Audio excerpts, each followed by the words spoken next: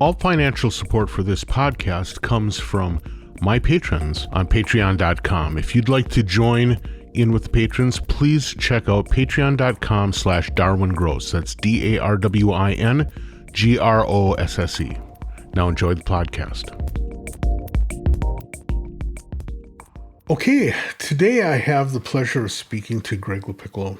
He has a hell of a resume that he's walking into the studio with. He was involved in the development of Guitar Hero and Rock Band, which I'm sure every single one of us has interacted with at some point. He's currently in the middle of a new venture, and we're going to learn a little bit more about that. But we don't need to hear me talk. We need to hear Greg talk. So with no more ado, let's speak with Greg. Hey, Greg, how's it going? Hello, Darwin. Thank you for having me on. Yeah, I really appreciate you taking the time. I imagine your schedule is pretty full. It is, but I'm a big fan of your podcast. Been listening for years, and kind of feel privileged to be part of it. That's really great. Well, the privilege is extended to you as well. I'm really proud to say that you're willing to have a chat with us. So for people who might not be familiar, or for people who are and just want to hear more, why don't you give a quick rundown of kind of your body of work, as well as fill us in a little bit on what you're currently working on? So I have kind of a weird arc where I started as a musician, as a rock musician a long time ago, and then kind of fell sideways into the game development industry. Started working on computer games in the 90s, did some interactive scoring, and that kind of evolved into kind of creative direction type roles. And then, as you mentioned, I ended up for most of my career at Harmonix Music Systems in Boston, where I led development on a whole host of games, the most famous or prominent of which were Guitar Hero and Rock Band. In that process, developed a set of ideas about sort of the intersection of music and video games, and how there's like some powerful commonalities that could be that there's ways to exploit video game design methods and actually cultural norms to bring music within reach for a mass audience, which Guitar Hero and Rock Band kind of did. That was the start, I think. And now I have a startup called Tonestone, which is basically carrying that torch forward. So basically, my kind of personal obsession is bringing musical expression within reach for millions of people, which I think is doable. Right. Now, I got a chance to take a little peek at what your Tonestone thing is, and it's one of those things that just watching it in action, it actually touches on a lot of things that feel familiar. There's sort of like a grid orientation, which now has become such a normal part of music creation, but also the way that it's laid out, it really speaks to sort of the Guitar Hero Rock Band thing. It kind of has that look and feel also that people who are Beat Saber players are going to feel familiar with. And it just has this thing where it seems like it's easily addressable without a lot of thinking, and I think that's really smart, and I assume that that's what you're talking about when you say that you're kind of bringing in some of the cultural norms from games into your development. Well, so there's a couple of threads that kind of work together. So I think the most important one. So just to pick up, from what you said, yeah. So like professional music software has been moving in a direction to make this more possible, right? It's like, things like Ableton Live, and frankly, even in Max MSP, there's this trend toward modularity and abstracting a bunch of the housekeeping away. I can just drag clips into Ableton and I don't have to worry about timing or even key, right? I'm actually a lifelong Reason user. Been using Reason for years. A lot of the same concepts, right? Mm-hmm. It's like they abstract away a lot of the stuff that you used to have to worry about. So I've had a foot in these two worlds for a long time. I'm a songwriter and I've been in bands and continue to make music for my own enjoyment and so forth. So I'm like reasonably proficient at those tools. But it always struck me that it's like, oh, it's way harder to do this. Like you have to kind of get this discipline to kind of shoulder your way past the technical foldy roll to get to your idea. And I'm sure everybody who's used these kind of tools, like, it's a kind of common complaint. It's like, by the time I get my effects configured and so forth, I forgot the idea. It's like, Right. and a lot of us, I think, have these tactics. They're like, okay, well, let's have these pre-programmed templates so that I don't, so that the housekeeping is taken care of ahead of time and so forth. But then some of the actual musical gestures you end up with, it's like, it's that awesome thing where you set up a whole arpeggiator with effects and multiple instruments, and you just hold down a key and like music pours out, right, and you move the key around, and it's like the song kind of writes itself. And so part of the insight for me was like, well, this actually, once you get it all set up, it can be really easy to make very expressive music with a few simple inputs, but you have to know all this stuff.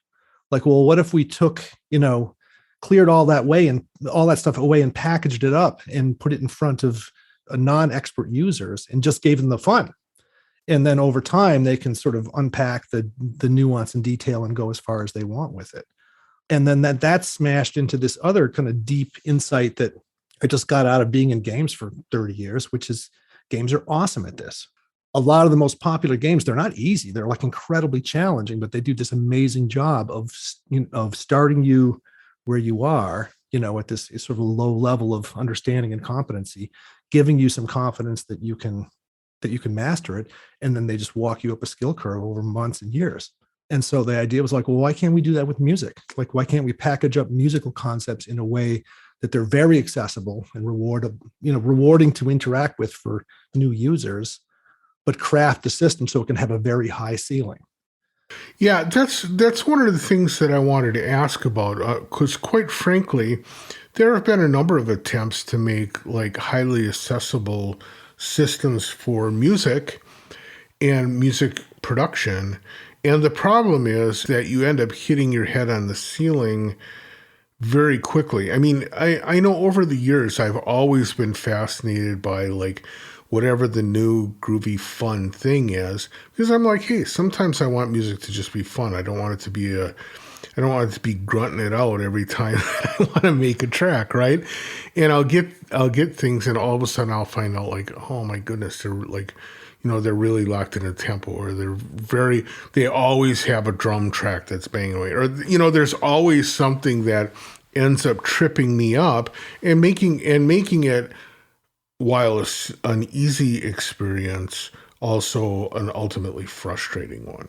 What are some of the things that you imagine allow for that high ceiling? So there's a couple of threads. Like, so one thing that's always been kind of an obsession for me, just from a user interface perspective, is this kind of tension between sort of loop form factors and linear form factors, where loops are awesome, right? Because, you have 4 bars or 2 bars, and you can just kind of tweak it as it goes by. And it's very comfortable, at least for me. And I think for lots of people, I think that's part of the reason why loop-based music has that primacy, is it does solve that near-term problem where you can just tweak your loop. Right. And every 4 bars, change it.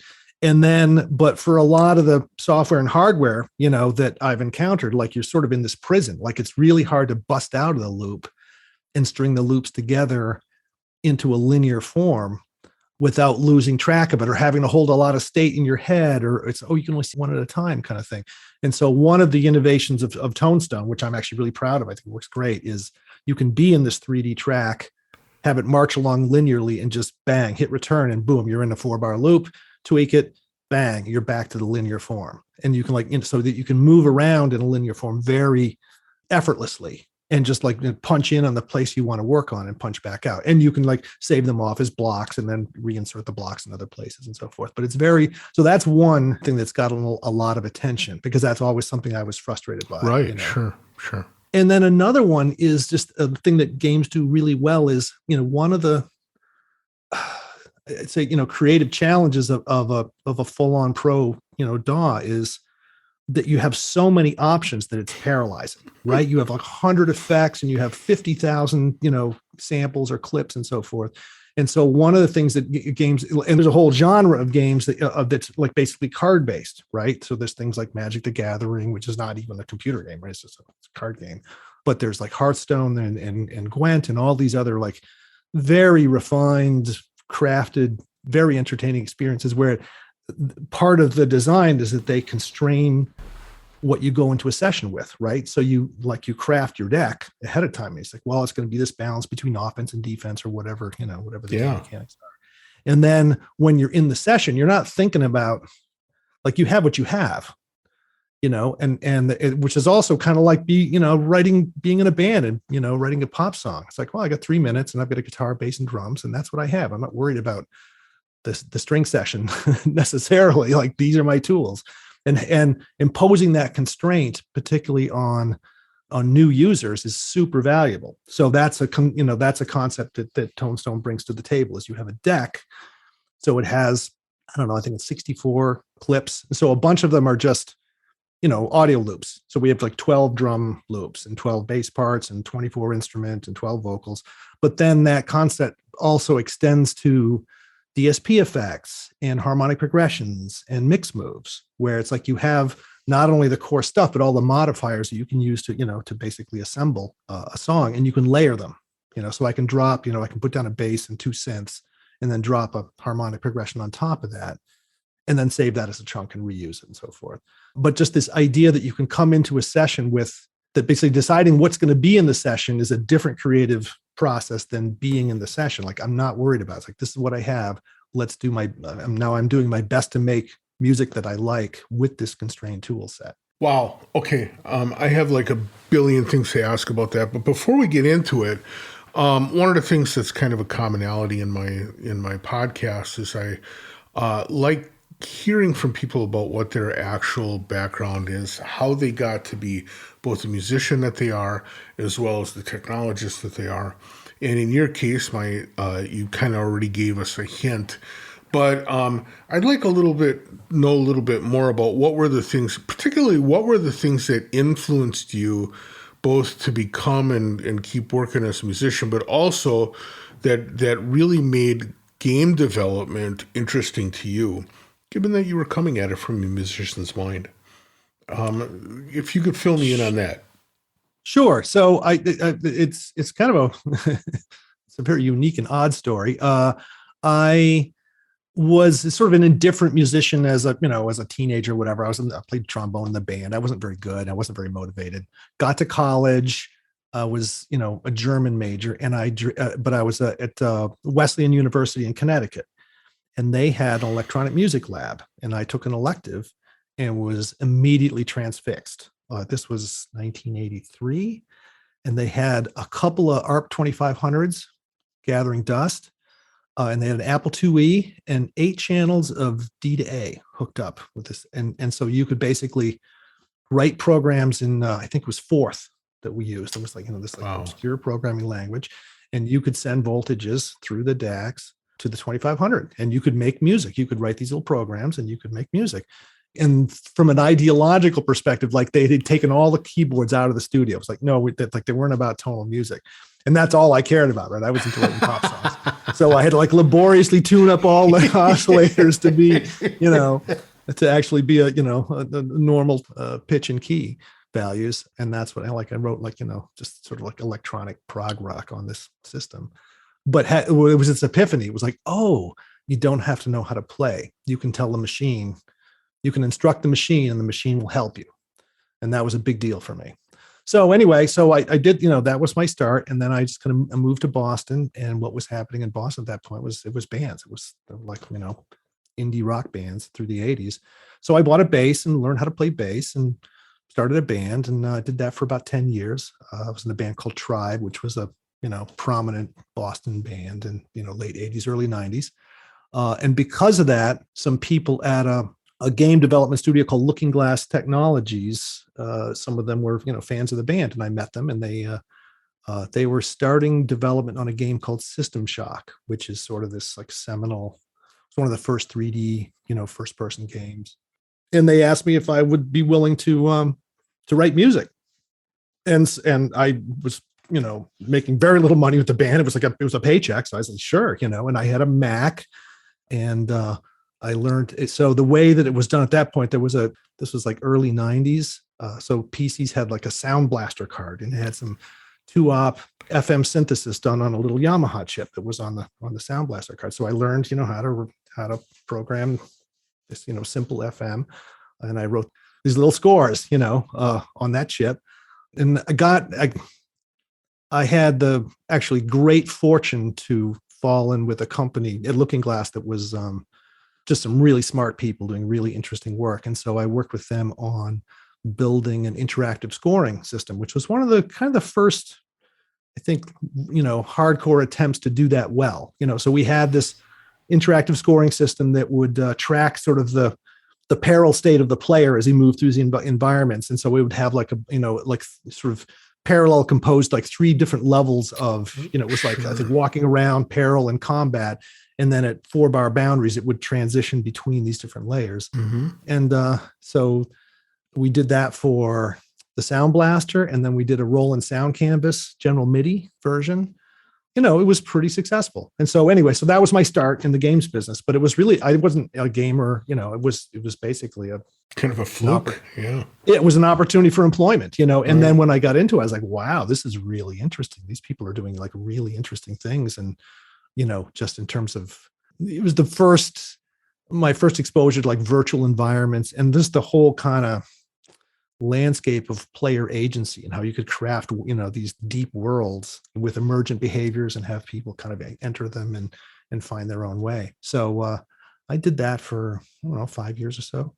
And then I got recruited by Harmonix, which was spinning up in the same town. And they had this vision. So the two co-founders, Alex Rogopoulos and Iran Agozi, had this vision that they expressed to me about like, we want to use technology to make music accessible to a mass audience because we think that's important. And so I was like, yes, that sounds awesome.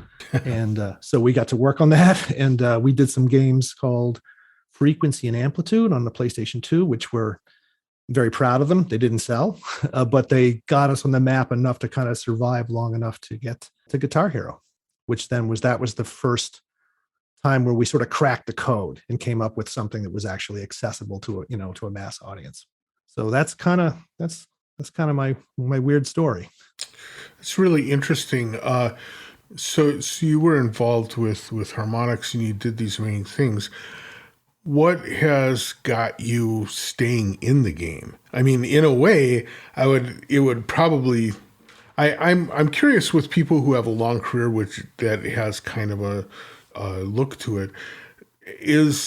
Are you finding that just the culture of the game and the music game combination is such that it kind of remains fulfilling? Well, it has been fulfilling, right? I love working on a team. Like that's been like fantastic, which is kind of a right. Like if you're in a band, you're kind of working on a team, but that's been like sort of harnessing your abilities to other people who are better than you at the things you're not good at and having that like coalesce in a thing that none of you could have done, separately. Super satisfying for me. Yeah. And that remains satisfying. But really the main thing is like the kind of the original Harmonix mission of getting expression into the hands of a ton of people. Like I'm super proud of Guitar Hero and Rock Band. I loved working on them and they played their role, but we didn't really ever get there, right? They were sort of karaoke where you would pretend to play other people's music. And I think that also has a lot to do with why they're not like a big deal anymore. I think people kind of like moved on. Whereas a lot of other game genres, increasingly they're about creativity, like Minecraft or Roblox or whatever. Right. So I'm convinced I'm still convinced it's possible. And that when it happens, it's going to be a big deal. It's going to matter a lot to a lot of people. So. Do you feel like though that there was any actual musical, I mean, I have this conjecture, and I want you to tell me if I'm full of peas or not. But I have a son who really got into Beat Saber. But also I saw people who, particularly with Guitar Hero, spent a lot of time with it. And one of the things I noticed is that over time, they actually developed a really stunningly good sense of timing out of it, which I will tell you, as somebody who also spends time, I spent a lot of time around the NPC communities. A lot of times people, when they first get involved in it, they have to lean heavily into those quantizers because their innate sense of timing was off. And I've been surprised the extent to which some of those things actually had a legitimate musical effect on people. I mean, we got a ton of shade, right? Particularly from musicians, like that's not music, It's like, right. And to which our response was, like, yeah, yes, it's not. Like because all of us working on it were musicians, and we could tell the difference, right? Right. But it did give you a set of relevant skills, and I think the aspect of that of those projects that I'm most proud of is that we've heard. I still to this day hear from tons of people said, yeah, I played Guitar Hero for 2 years, and then I bought a guitar. Right. And now I play guitar as part of my life. That it was a on ramp. But more to your point, it did a few things. It did develop this sense of rhythmic precision, right? Because you had to play, and you had to play like a lot of different kind of rhythms and so forth. It gave people a fair amount of domain knowledge about stuff about like the difference between guitar and bass, and the difference between rhythm and lead, right? Because you would actually see the notes, and you would immerse yourself in the part. And people, I think, learned a fair amount about sort of rock arrangement just by playing all these songs. Because it was just deconstructed, right? Yeah. It's like if you stop playing, the guitar part would go away, or in Rock Band, then, extend to the bass. And I guess the other thing I would say is, like, for Rock Band drums, if you get proficient at Rock Band drums, you can kind of play the drums, like, because it represents kick, snare, hat patterns. Right. It does the independent limb coordination. Like, your technique is terrible, but you can sit down in front of a kit and play right. drums if you've mastered Rock Band drums. Sure. Now, one of the things that was really identifiable about the whole Rock Band, Guitar Hero and Rock Band thing is that they came with kind of bespoke controllers, for good or for evil, right? For good because it was affordable. You didn't have to go out and drop $500 on the guitars to play Guitar Hero. But, it also was a toy, and on purpose. But it was still, a game controller toy.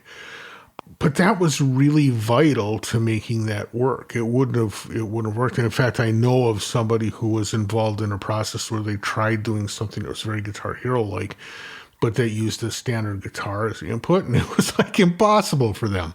They struggled because what the controller did was it kind of abstracted guitar into something that was accessible to people, right? I'm curious about the work you're now doing with Tonestone, and as you're trying to develop this loop-based system, do you imagine there being a necessity for, again, like a bespoke controller or bespoke hardware that really helps facilitate working with that system? So the controllers were a double-edged sword, right? I mean, I think you're totally right. I think they were necessary. Like, one of the hard lessons we learned, with the earlier games, Frequency and Amplitude, which were kind of a little bit more like, in some ways, more like Tonestone, is they were abstract, and people had difficulty understanding who they were and what they were supposed to do. Whereas Guitar Hero just solved that problem. It's like, oh, I play guitar. Guitar Hero. I am a Guitar Hero. Yeah, it's like it's right on the box. It's not complicated, and that really helped. What I think is true, what I hope is true, is that for a lot of the kind of people we're trying to reach, which are mostly younger people, that focus has shifted. So now people like Deadmau5 and Richie Hawtin and so forth are these cultural figures that is now like they're the new guitar heroes, right? Right. And everyone knows, they use computers and DJ equipment and so forth. That I think things have evolved in the last 15 years to the point where, like, now I think you can present software to an audience, particularly if it's dressed up in game clothing. And, like Beat Saber, right? It's like totally abstract, but people aren't confused by it because it's been 20 years since that people have been doing this. So I think it's less of a constraint than it was. And then the other thing about the hardware is you got to have the hardware manufactured, and it's expensive, and you got to bring it over from China on boats, and the boats are late, and just actually getting it into people's hands. Oh my goodness, what a logistical nightmare. And being free of all that gives you more ability to kind of focus on the software. My sort of 10-year plan in the future, what I hope happens is we have MIDI drivers, and people start hooking up pushes, and the real serious practitioners will develop their own interfaces, and then those will start to take hold. Out of the box, is it going to support any controllers specifically? Well, so we have a VR version in development, Okay. so that just uses the, Right. the Paddles. Quest, Yeah. and then mouse and keyboard, Got it. Okay. or touch, so it's basically, so the optimal thing. So right now it's Mac, PC, and Quest in development. But then mobile tablet is obviously like a fast follow. We would do that pretty quickly. Do you imagine going to consoles too? Yeah, there's a little bit of a boundary between sort of that UI, but lots of other games have crossed that boundary, and we could as well. So sure. Interesting, because I know one of the things that made Rock Band in particular really kind of interesting for people is that no matter what system you imagined working on, Rock Band worked there, right? And Yes. so it was, the whole schism between like Xbox people and PS people and all that stuff just didn't interfere with people using that stuff. It's interesting. Now, I want to talk a little bit about something that you described, which I'm kind of fascinated by, but also aligns with something that I've been hearing a lot lately. Well, first of all, before I go there, I saw images and I saw some of your promo video stuff of like how you have kind of these grids that contain material and the timeline kind of spins through it and plays whatever in these slots. Are those audio only, or is there like MIDI? They're pieces? audio only, Okay. but the system is actually set up. It's basically set up to work with MIDI as Okay. well. All right. And we use a DSP, like a software package we've licensed called Structure, which was built by a woman named Jennifer Hruska, who you should have. I've heard. I need to. You're right. She would be awesome. Yeah. Anyway, it's kind of like Reactor. There's a GUI and it's a toolkit of, oscillators and filters and the hands audio and MIDI and so forth. So what we're trying to do is abstract the kind of distinction between audio and MIDI away from the user. Got Like it. the clip, you could have a music clip. You don't, as a user, you don't know if it's an audio clip. Boom, you bring it across. If it's a MIDI clip, it's attached to a soft synth and maybe a little suite of effects, where as a new user, you don't have access to any of that. If you want a different sound, load a different clip. Do you imagine at some point that you'll be able to also route that to external MIDI? Or is that just not in the purview of what you're shooting for? At some point, we would love this to be a Swiss Army knife that can take inputs from anything and outputs to anything. Like that's like full connectivity. That seems like where the action is. Mm-hmm. We're a tiny team. And so we're basically very focused on Staying focused, sure. Getting the core interactions like really compelling. And then ideally, we would love to, output MIDI and be able to accept all kinds of different controllers and so forth. Got it. Yeah, well, it's interesting though, this idea of focus. One of the things that you're trying to do is you're also trying to innovate, and it could be so easy to get distracted by lots of details that you forget the innovative things that you're leaning on. And one of the things that you talked about was sort of like this idea of almost a card deck style creation system. And that really rings a bell. That rings a bell for me, and I'll tell you why. Lately, I've been interviewing a lot of people that do sound design for films. And one of the things that really surprised me is that, first of all, they all just like took me through a real education of the difference between sound design and effects design and composer roles and stuff like that, right? And talking to them about the sound design process, it reminds me of this idea of building up a deck. And my son was a big Magic the Gathering fan. And I saw him and I saw the way he strategized about it. Like, he knew he was going to go into a certain kind of game, so he would adjust his deck to be like heavy on defense and not needing a lot of like, I don't know, whatever food growing thing there is or whatever. And, yeah, exactly. And, but maybe, strong in defense, but maybe not able to probe with an offense very much, but whatever, he would do these kind of things. When I talk to sound designers, especially, it's so often that they're like, okay, we have, location sound, and we gather that up and we cut it up so that it's in usable pieces, and we set up a folder system to help us, hold all this stuff.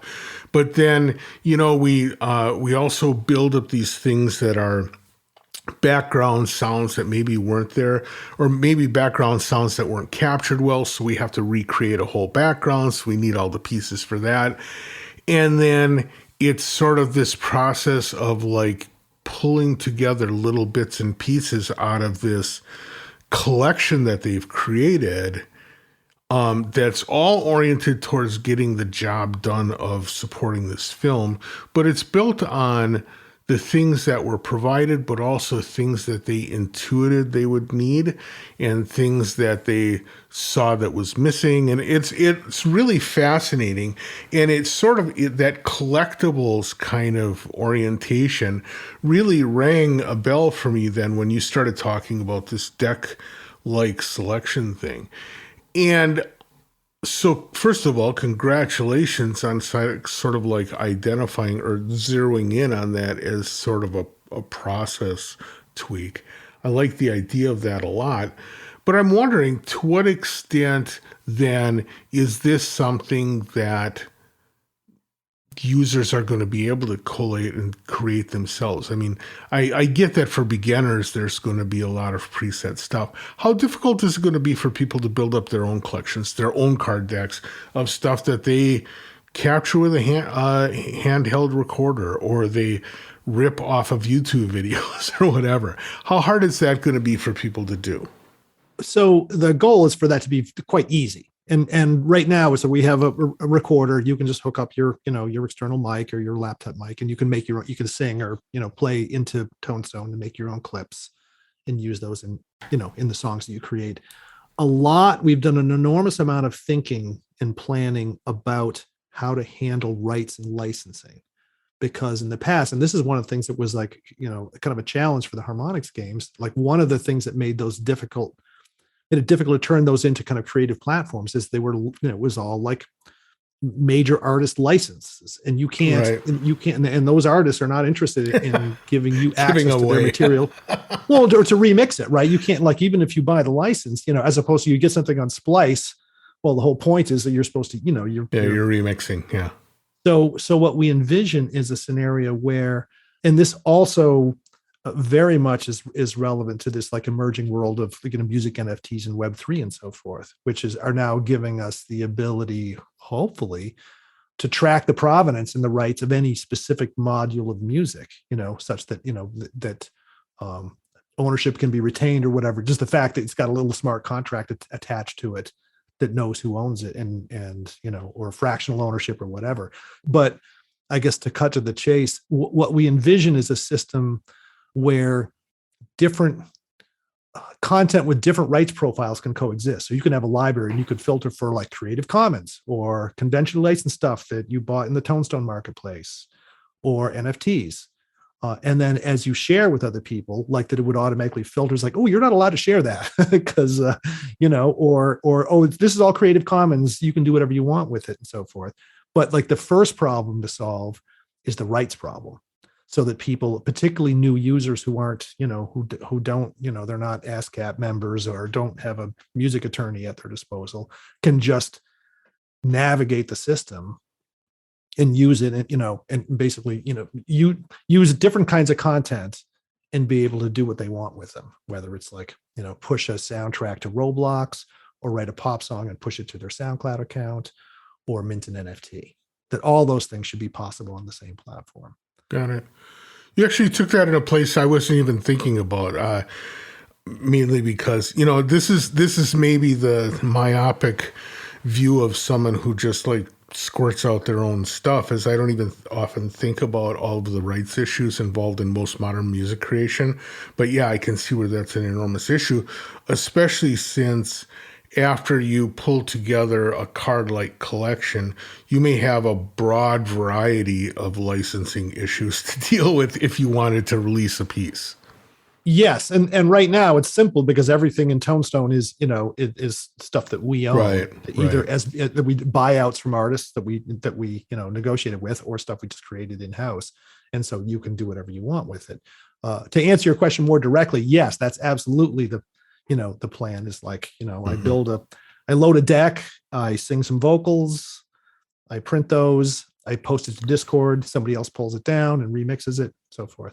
Got it. Uh, Yeah, the thing I was wondering about though, and I will just say this from a standpoint of working with other systems, primarily, going all the way back to when I first started playing around with a lot of looping using Acid, but then, with Ableton and with some of the other software out there, to actually, if you do your own recording, to actually get it to be a useful loop is actually a bit of a technical challenge, especially for someone who might not be used to doing a lot of audio editing, right? So not only do you have to find a way to actually properly, cut it to appropriate length, but then if it's going to have to be warped, you have to kind of figure out, I mean, like if I take the Ableton model, right? If you're going to warp it, you either have to find the right warping algorithm and choose how to tweak that, or if you're going to allow for like location based warping, then you have to pick the right spots so that you get the timing right. And it can be really quite involved. And, I just think of something like what all is involved in Ableton and just having the tools necessary to make a viable clip. It's a hell of a challenge. How do you deal with that when your goal is to make it so people can feel free to just open a recorder, pop something in, and have a fun result? So I think we kind of see it in layers, and frankly, we're taking our cue from a lot of the other sort of game-driven metaverses like Fortnite Creative and Roblox, where you have like these hierarchies of, you've got a bunch of 12-year-olds who are just like playing, right? Right. And then you got the 16-year-olds who actually like know enough JavaScript to construct their own modules with a tool set. And that's very much the way we think of it, is like, as a non-musician, like our biggest allegiance is to the non-musician who wants to express themselves. So that's getting most of the focus, right? It's like, come in, I know nothing, and I can have some fun in a half hour and start to learn. But over time, what very much our ambition is, this is like a user-generated, content-driven system, where either people are building more sophisticated stuff to sell in the marketplace, or just like Minecraft, because they're enthusiasts, they're into it, and they're making this higher quality content, and making it available to other users. There are some things, we have a recording module, and there are things, I think there's ways of simplifying that. Pitch correction is the obvious thing, right? It's like that, that gives obviously that's a lot of shade, deservedly or not, but But is it's this also great. the real world. It's what reality tells us is part of production right now. Well, totally. And if you have these like, phone apps like Voicey, where it's like some compression and some EQ and some effects and some pitch correction, and anybody can sing into it and be kind of happy with the results. And that's very much the vibe we're looking for. We're looking to lower the barriers so that just normal people can get some confidence in their own ideas and abilities, and then explore that as far as they want to take it. Yeah. Now you talked about like the different layers and stuff, and one of the things that I just tripped across in that Verve article that described the Tonestone thing is Mm-hmm. that the engine is written in JavaScript, which first of all seems kind of unimaginable, and second of all seems like it's ultimately hackable. Is that the goal, or is that just to what extent is that JavaScript engine available for someone who really wants to get multiple layers deep? So since that article is written, Okay. we've shifted platforms. We are now in Unity. Okay. All So right. basically, we're like reconstituting the entire thing in Unity, which has a number of benefits for us. Okay. But the goal is the same. The idea is that we would expose this layer. This does not exist. Doesn't exist yet. But the idea is that there would be this layer that would be infinitely hackable, right? Mm-hmm. So that right now the idea is like clip. Oh, it's 4 bars of drums. But in the future, it would be amazing if that was like, no, it's some musical behavior. It was like a smart arpeggiator or a beat or slider, or a generative sound creator or whatever. Right. Yeah. Exactly. Right. Where like you just drag that onto the grid, you already understand it's time bound and track bound and so forth, but it can have all these behaviors that then you can like touch. I've kind of keep my eye on the kind of Max. I'm not like an active practitioner, but Max MSP is like, I think it's amazing. And watching people generate just ideas in that space, like when we grow up, we'd kind of like to be Max for dummies in a way, right? It's like that people could access those kinds of ideas without, all the technical overhead necessary. Yeah, I hear you. That sounds really interesting.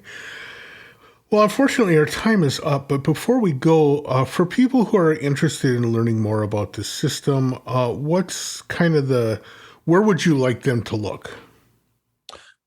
You can go to tonestone.com and download. So it's like an early, it's kind of a technical proof of concept. It's, sort of a glorified prototype, runs on Mac and PC. I really encourage people to go check it out and see what they think. It's not finished, but there's a fair amount there to kind of check out. You can get a sense of our ideas, and look us up on Discord. We also have actually a Discord integration I'm really proud of. I think it's really cool. Like if you link your Discord account to your Tonestone account, you can take your multi-track song that you built, push it to Discord. It'll render an MP3. And then if you go on the Discord server to listen to it, and if you like it, you'll get the remixable file back into your client. That's really cool. We have this little community of users who are, sharing ideas and throwing things back and forth and so forth. And it's pretty effortless and worth checking out if you're into that kind of thing. That's fantastic. Well, Greg, I want to thank you so much for having this discussion. This is really fabulous.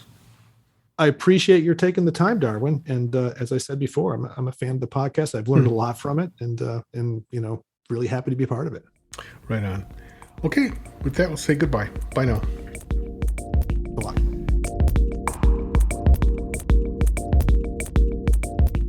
Many thanks to Greg for having the great interview. It was really cool to hear what he's doing with Tonestone, but also hear how the development of Guitar Hero and Rock Band all kind of led to where we're at now.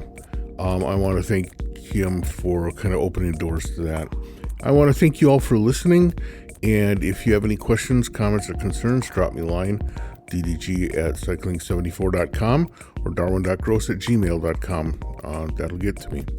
And finally, remember, we always have extras for every episode over at Patreon for those who are Patreon subscribers.